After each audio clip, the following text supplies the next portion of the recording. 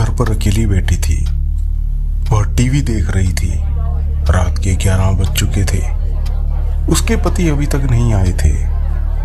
जोया उनका इंतजार कर रही थी।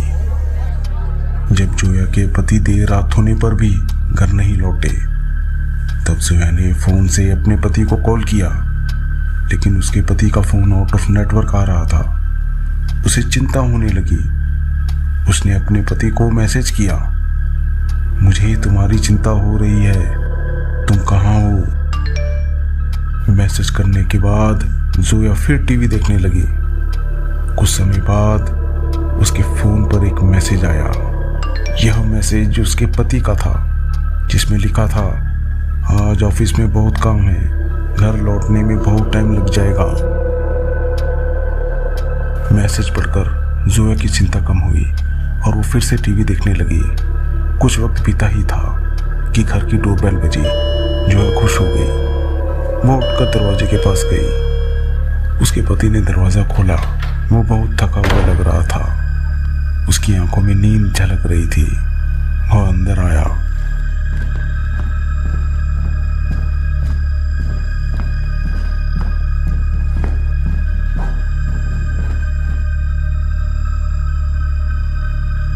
उसे गहरी नींद आ रही थी।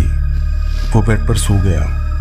जोया समझ गई कि उसके पति आज बाहर पेट भरकर खाना खाकर आए हैं।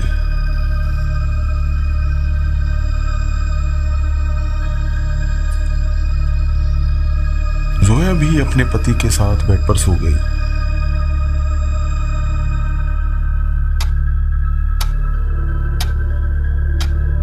जोया का फोन बजने लगा।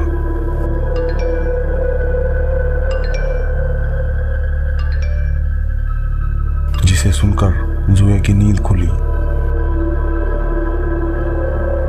वो उठकर बैठ गई। उसने फोन उठाकर देखा। उसमें एक मैसेज था, जिसे पढ़कर वह हैरान हो गई। यह मैसेज उसके पति के फोन नंबर से किया गया था, जिसमें लिखा था, डार्लिंग, मैं सुबह घर आऊंगा, ऑफिस में बहुत काम है। जोया सोचने लगी, अगर मेरे पति ऑफिस में हैं तो मेरे साथ बेड पर कौन सो रहा है।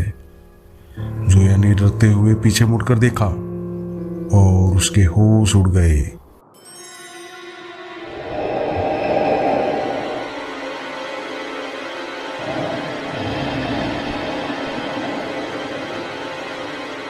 जोया अब बहुत डर गई थी। वह डरते डरते दूसरे कमरे में गई और दरवाजा बंद कर लिया।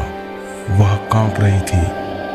उसकी सारी रात इसी डर और घबराहट में निकल गई और न जाने उसे कब नींद आ गई। दूसरे दिन उसकी आंख खुली तो वह अपने बेड पर थी। सामने उसके पति खड़े थे। उसने कहा, ओ डार्लिंग, कल रात अपनी दवा लेना फिर से भूल गई। तुम जानती तो हो कि दवा ना लेने पर तुम्हें हैलुसिनेशंस होने लगते हैं।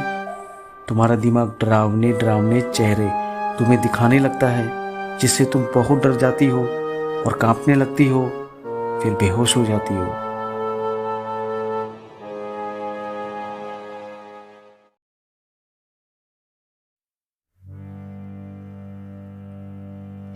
दिन ढल चुका था।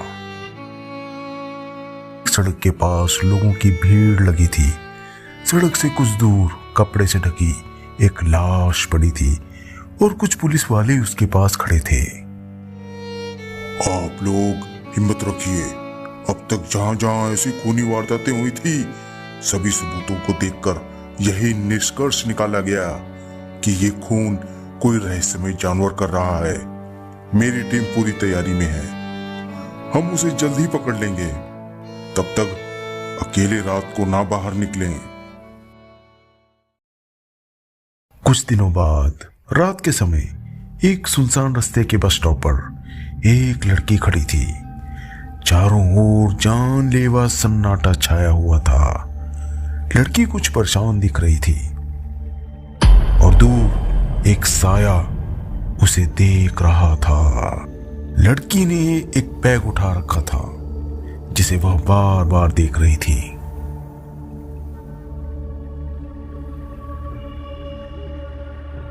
अचानक वो साया उस लड़की के पीछे आकर खड़ा हो गया।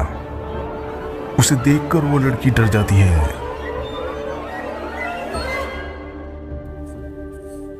आओ, अकेली हो क्या?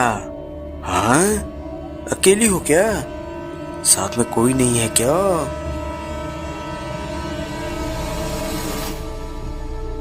अनजान आदमी के बार बार पूछने पर भी लड़की ने कुछ जवाब नहीं दिया। उसने बैग की तरफ फिर से देखा और वहां से चलने लगी। उसके पीछे वो आदमी भी चल पड़ा। रुको, रुको, आओ, कहाँ जा रही हो?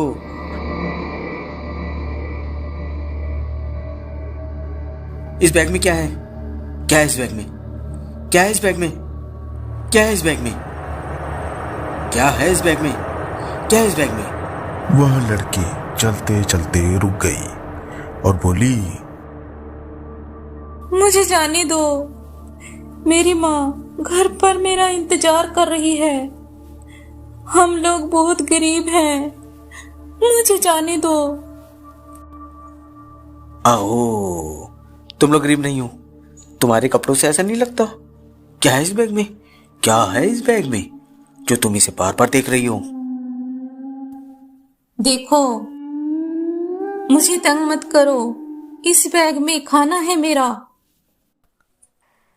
क्या है इस बैग में? क्या है इस बैग में? क्या है इस बैग में? वो लड़की अब बहुत परेशान हो गई और उसने झुंझलाहट में कहा, कहा ना, इस बैग में खाना है मेरा। ऐसा कहकर लड़की ने पीछे देखा। वहां कोई नहीं था अरे, वो आदमी कहाँ गया? और वो फिर से चलने लगी। उसके मन में बुरे बुरे विचार आ रहे थे।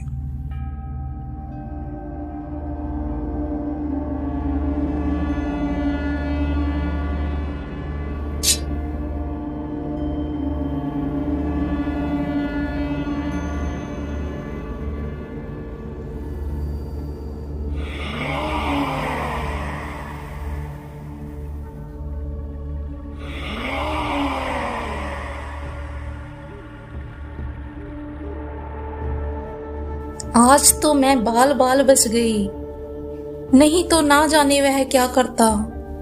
मैं कमजोर लड़की उसका क्या बिगाड़ लेती। वह लड़की ये सब सोच ही रही थी कि अचानक एक खूंखार चेहरा उसके सामने आ गया।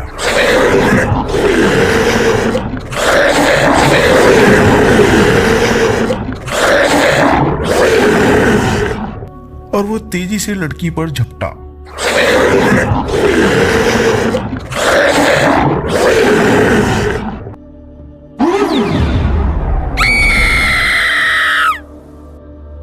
मेरा बैग, मेरा बैग, कहाँ गया मेरा बैग? लड़की से कुछ दूर जाकर उसने अपना मुखौटा हटाया और हंसने लगा। ये अच्छा तरीका मिल गया। आओ, लोगों को सुनसान रास्ते पे डराने का और उनको लूटने का। ये लड़की इस बैग में जरूर कुछ कीमती चीज ले जा रही थी, शायद ज्वेलरी या पैसा। चलो देखता हूं। उसने बैग के अंदर हाथ डाला। वो सोच रहा था कि आज तो उसने बड़ा हाथ मार लिया है, वह मालामाल हो गया है। जब उसने अपने हाथ को बैग से बाहर निकाला तो जो उसके हाथ में था उसे देख उसकी चीख निकल गई।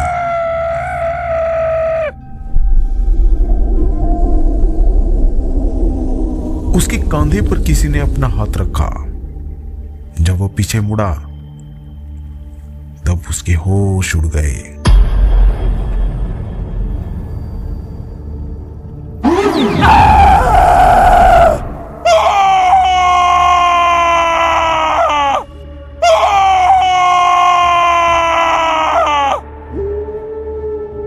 कहा था ना, मेरा खाना है इस बैग में।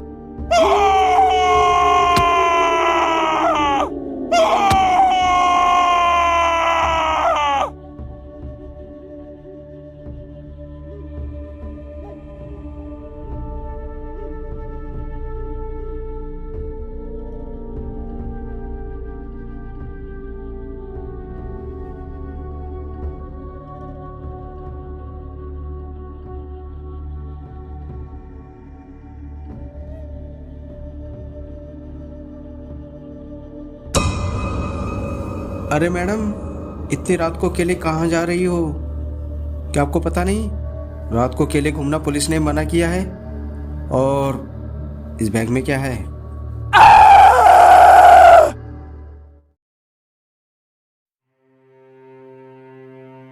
मैं कुछ दिनों पहले ही यहाँ रहने आया था। मैंने एक बड़ा बंगला लिया था। बंगले के पीछे घना जंगल था, इतना घना कि दिन में भी जंगल में अंधेरा रहता था। यहाँ की हरी भरी वादियाँ बहुत खूबसूरत थी। जंगल के पास एक सड़क थी जो शहर में जाती थी। सड़क से कुछ दूर मेरा बंगला था। बंगला बहुत आलीशान था। इस बंगले में एक गुप्त कमरा था।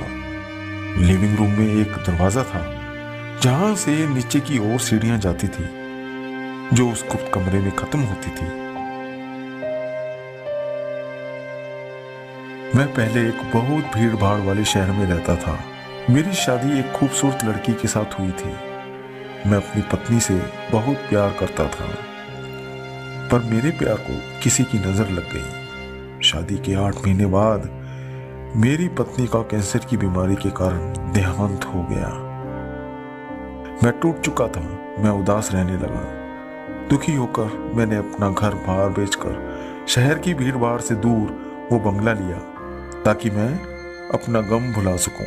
आज मैं शहर से महीने भर का राशन जैसे चावल, दाल, चीनी लेकर अपनी कार से घर आ रहा था। मैं काफी तेजी से चल रहा था। दोपहर का वक्त था। मैं जंगल की सड़क से आ रहा था। मुझे अपनी स्वर्गवासी पत्नी की याद आ रही थी। मैं उसके ख्यालों में डूबा हुआ था। अचानक मेरी कार के सामने एक आदमी आ गया। उसने एक बड़ा पत्थर उठा रखा था। बगल में एक औरत अपने घुटनों पर बैठी थी। मेरी कार की रफ्तार बहुत तेज थी। इससे पहले कि मैं कुछ कर सकता, मेरी कार ने उस आदमी को ठोक दिया। मैंने जल्दी से ब्रेक लगाए। कार रुक गई। मैं कार से निकला। मैंने देखा वह आदमी सड़क से दूर जाकर गिरा हुआ था। उस पत्थर से उसका सर फट गया था और खून बह रहा था, लेकिन मुझे उस पर गुस्सा भी आ रहा था। मेरे हाथों उसका खून हो गया था। अगर मेरी कार उस आदमी को ना ठोकती तो वो उस औरत का सर पत्थर से फोड़ देता, उसे मार देता। फिर मैंने उस औरत को पकड़कर उठाया। जब मैंने उसे देखा तो मैं उसके नशीले बदन को देख मदहोश हो गया। उसके गुलाबी होंठ, सुंदर नए नक्श मेरे दिल में बस गए। वो आदमी अब भी जिंदा था और हम दोनों को देख रहा था, लेकिन मैं उसे वहां मरता छोड़ उस औरत के पीछे चलने लगा। तुम्हारा नाम क्या है? मैंने पूछा। उसने पलटकर मुस्कुराते हुए कहा, रोहिणी। वो मुझे देख मुस्कुरा रही थी। मैं उस औरत को घर ले आया। मैंने उसे खाना परोसा, लेकिन उसने कुछ नहीं खाया। अक्सर मैं लिविंग रूम में बैठकर ड्रिंक करता था, लेकिन आज रोहिणी के नशीले बदन को देख ये ड्रिंक भी फीका लग रहा था। बेडरूम का दरवाजा खुला। रोहिणी अपने बाल खोलकर खड़ी थी। उसने मुझे देखा। उसके चेहरे पर मुस्कुराहट थी। फिर वो दरवाजा खुला छोड़कर अंदर चली गई। मैं उठकर बेडरूम में गया। वो बेड पर बैठी थी। मैंने उसे बाहों में ले लिया। मैं उसके पास जाने लगा। वो मुस्कुरा रही थी और मैंने कमरे की बत्ती बंद कर दी। अब ये सिलसिला शुरू हो चुका था। हर रोज हम एक दूसरे में खो जाते। बाद में मैं थक कर सो जाता था। कभी कभी मेरी आंख खुलती तो रोहिणी बेड पर नहीं होती थी। तब मैं बेचैन हो जाता, उसे पागलों की तरह यहाँ वहां ढूंढता। जब वो मिलती तो मैं उसे सीने से लगा लेता। इसी तरह 15 दिन बीत गए। मुझे उसकी आदत लग चुकी थी। कौन है वो मुझे खाना देती लेकिन खुद नहीं खाती। वो आदमी कौन था? मैं उससे ये सब पूछना चाहता था, लेकिन मुझ पर उसके हुस्न का जादू हो गया था। मैं ये बातें सोच रहा था। अचानक मुझे किसी जानवर के गुर्राने की आवाज आई। साथ में मुंह से खाने की चप चप आवाज भी आई। मैं आवाज की ओर भागा। आवाजें उस कमरे से आ रही थी। मैंने दरवाजा खोला तो बहुत बदबू आई। मैं सीढ़ियों से धीरे धीरे उतरा। नीचे पहुंचकर मैंने जो गुप्त कमरे में देखा उसे देख मेरी आंखें फटी की फटी रह गई। रोहिणी एक खूंखार चुड़ैल बन चुकी थी। वो उस आदमी को नोच नोच कर खा रही थी। ये वही आदमी था जिसे मेरी गाड़ी ने ठोक दिया था। उसके दांतों पर, हाथों पर खून लगा था। वहां कुछ और कंकाल भी थे। फिर उसने मुझे देखा। उसके चेहरे पर वही मुस्कुराहट थी, लेकिन अब वो बहुत डरावनी लग रही थी। रोहिणी मुझ पर बिजली की गति से झपटी। मुझे घसीटकर जंगल में सड़क में ले आई। फिर उसने सुंदर रूप बदल लिया और घुटने पर बैठ गई। मेरे सामने एक बड़ा पत्थर था। मैंने पत्थर को उठा लिया। मैं इस आदमखोर चुड़ैल का सिर पत्थर से फोड़कर उसे मार देना चाहता था।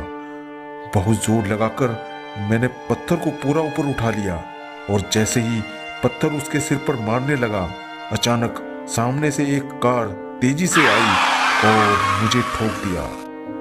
मैं उड़कर गिरा। वो पत्थर भी मेरे सिर पर लगा।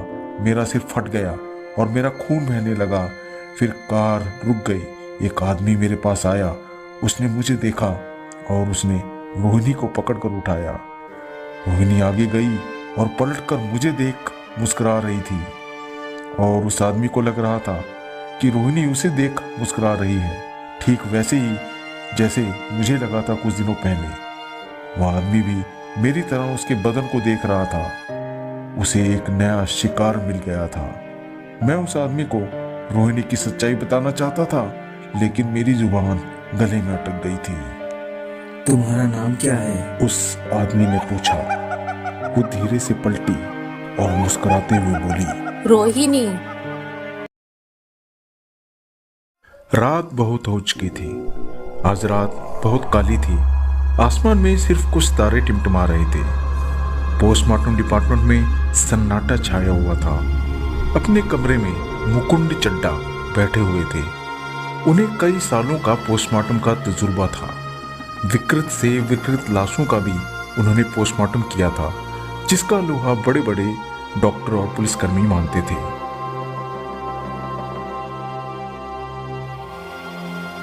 पोस्टमार्टम रूम में मुकुंद चड्डा आए। वहां एक डेड बॉडी थी। उन्होंने धीरे से डेड बॉडी के ऊपर का कपड़ा हटाया। डेड बॉडी एक जवान लड़की की थी।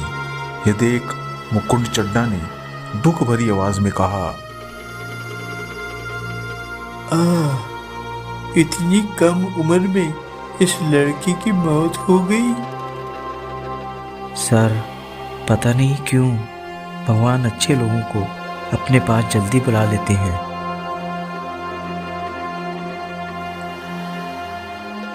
जिसे तुम भगवान बोल रहे हो, दरअसल वो प्रकृति है, नेचर है, जिसके रहस्यों को जानने का प्रयास हम इंसान आज भी कर रहे हैं। और हाँ, ये भूत प्रेत कुछ नहीं होते। हम लोगों की चीर फाड़ से तो भूत प्रेत भी डर जाएंगे।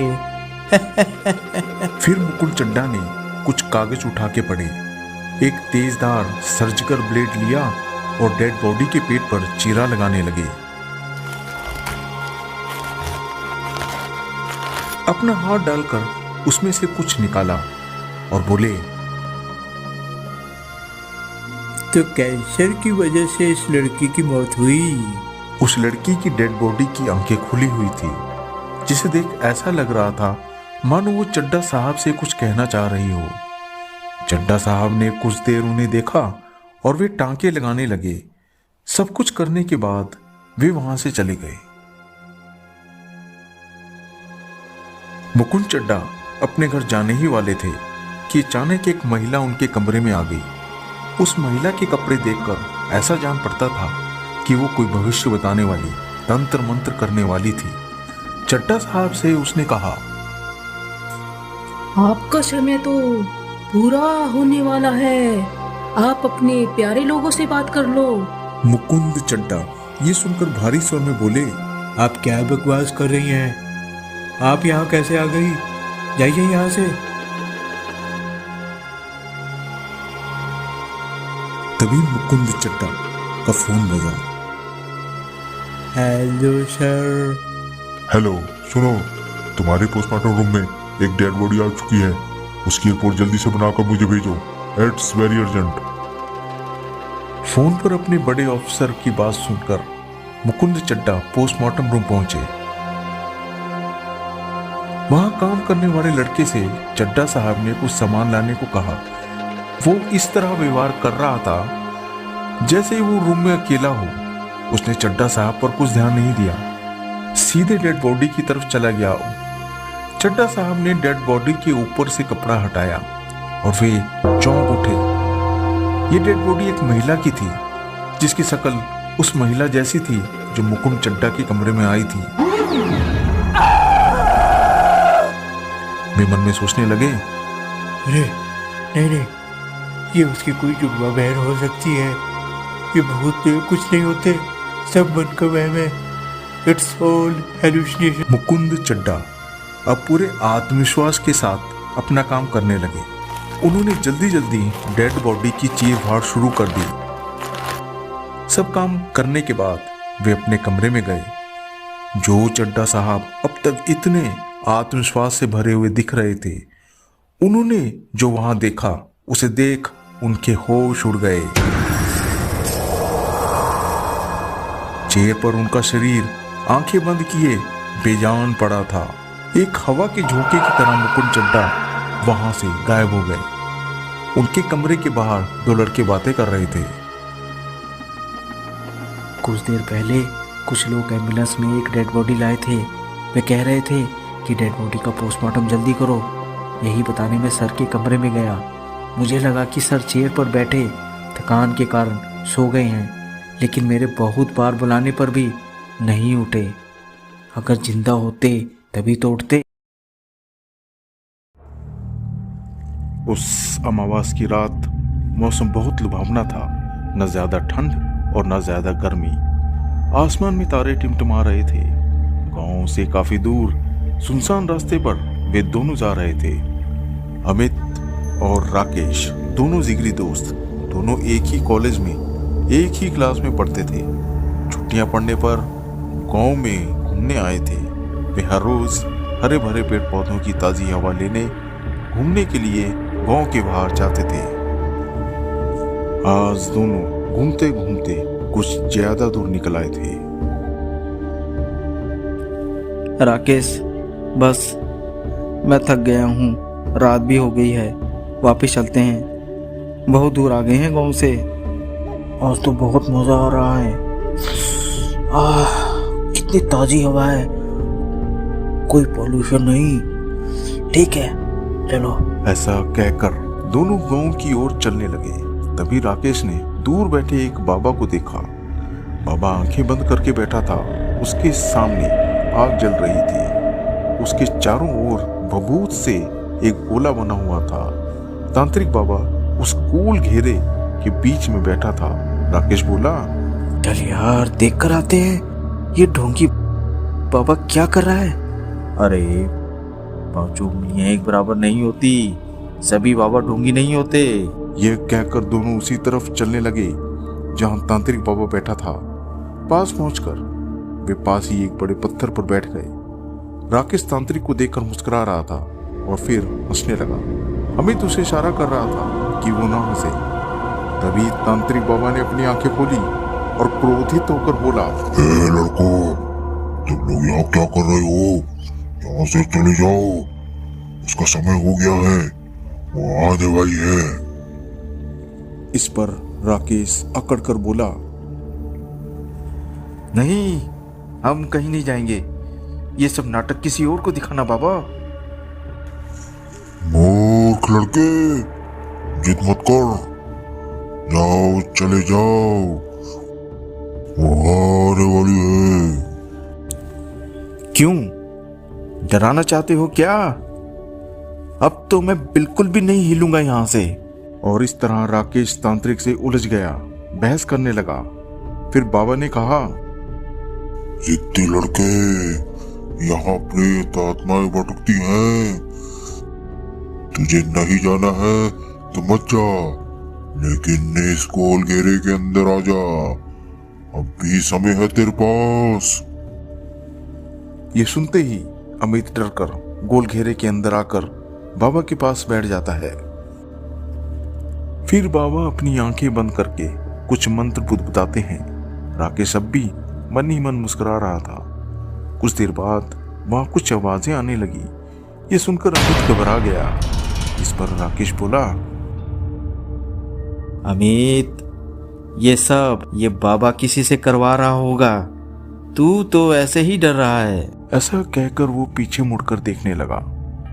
दूर रात के काले अंधेरे में एक लड़की उसी की तरफ आ रही थी। वो लड़की एक अप्सरा की तरह सुंदर थी। उसने कपड़े भी एक अप्सरा की तरह पहने हुए थे।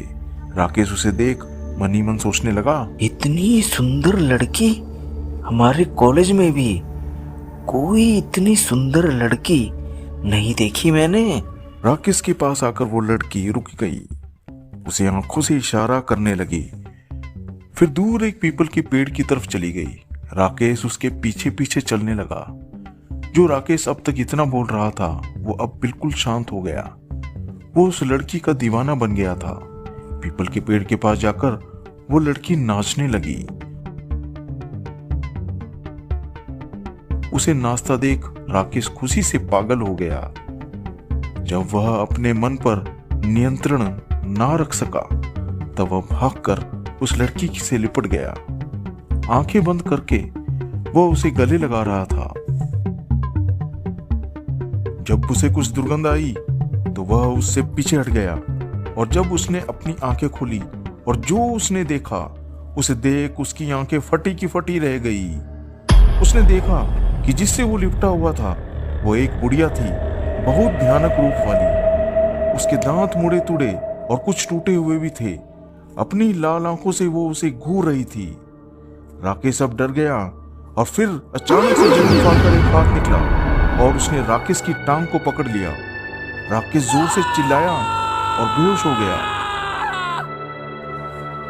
दूसरे दिन जब उसे होश आया तो वह तांत्रिक बाबा के बनाए गोल घेरे में था। उसने देखा बाबा आंख बंद करके बैठे हैं। वो बाबा के सामने गया और रोते हुए बोला, बाबा बाबा मुझे माफ कर दो। मेरी जान बचाकर आपने मुझे नई जिंदगी दी है। मुझे माफ कर दो बाबा। वरुण रात के 12 बजे अपने एक दोस्त की बर्थडे पार्टी से वापस घर आ रहा था।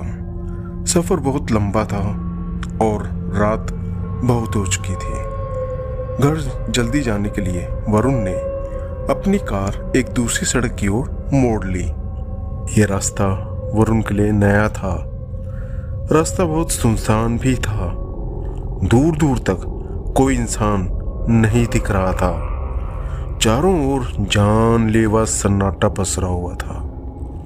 लेकिन वरुण आराम से कार चला रहा था। रास्ते में वरुण को एक रेस्टोरेंट दिखाई दिया। वरुण ने सोचा कि वहां चाय पी लूं ताकि वो थोड़ा चुस्त हो जाए। पास पहुंचकर उसने देखा कि रेस्टोरेंट बंद हो चुका था। दरवाजा बंद था। यह देखकर वरुण ने कार आगे बढ़ा दी। उसने अपनी कार की रफ्तार तेज कर दी। वह काफी तेजी से अपनी कार चला रहा था। तभी अचानक से एक लड़की उसकी कार के सामने आ गई।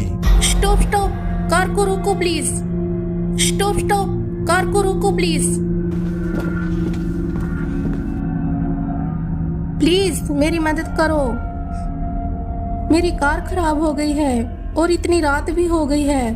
प्लीज आप मुझे मेरे घर तक छोड़ दे। वो लड़की बहुत परेशान लग रही थी। वरुण ने उससे पूछा, आपका घर कहाँ है? लड़की ने कहा, मेरा घर यहाँ से 4 किलोमीटर दूर है। मेरी कार खराब होने की वजह से मैं 3 घंटे से यहाँ खड़ी हूँ। कोई बात नहीं, मैं आपको घर छोड़ दूंगा, नो प्रॉब्लम। फिर लड़की वरुण की कार में पीछे वाली सीट पर बैठ गई। आपका नाम क्या है? मैं संजना हूँ, और आपका? वरुण। इतनी रात को आप कहाँ जा रहे हो? दरअसल मैं अपने एक दोस्त की बर्थडे पार्टी से आ रहा हूँ। वाओ, पार्टी कैसी थी पार्टी? पार्टी तो बहुत मज़ेदार थी और खाना तो बहुत जायकेदार था।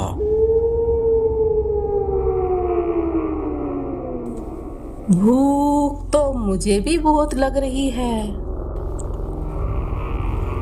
हाँ, सही बात है। आप तो 3 घंटे से इंतज़ार कर रही हैं। ठीक है, तो आप बताइए कि आप क्या खाना चाहती हो? इस वक्त तो मैं आपका मांस खाना चाहती हूँ। वरुण ये सुनकर डर गया और उसने कार रोक दी। उसने पीछे पलटकर देखा तो उसके रोंगटे खड़े हो गए। सीट पर कोई नहीं था। घबराकर वरुण ने कार फिर स्टार्ट की और वो बहुत तेजी से कार को चलाने लगा। वरुण अब इतना भयभीत हो गया था कि वो ठीक से कार चला नहीं पा रहा था। वरुण ने कार की रफ्तार और बढ़ा दी, लेकिन रास्ता खत्म होने का नाम ही नहीं ले रहा था। कुछ दूर वरुण को फिर से एक रेस्टोरेंट दिखा। ये देख उसे कुछ राहत मिली। उसने सोचा कि वो सुबह होने तक रेस्टोरेंट में रुक जाएगा, लेकिन जब उसकी कार रेस्टोरेंट के पास पहुंची तो उसकी आंखें फटी की फटी रह गई। ये रेस्टोरेंट तो वही था जो उसने 1 घंटा पहले देखा था। ये तो वही रेस्टोरेंट है जो पहले भी इसी रास्ते पर आया था। मैंने तो कार कहीं मोड़ी भी नहीं। फिर ऐसा कैसे हो गया? और वो लड़की कहाँ गायब हो गई? चलती कार में से कैसे? वरुण इन विचारों में खोया हुआ था कि अचानक स्टॉप स्टॉप, कार को रोको प्लीज। स्टॉप स्टॉप, कार को रोको प्लीज। प्लीज मेरी मदद करो। मेरी कार खराब हो गई है और इतनी रात भी हो गई है। प्लीज आप मुझे मेरे घर तक छोड़ दे। यह देख डर के कारण वरुण के हाथ पैर फूल गए और फिर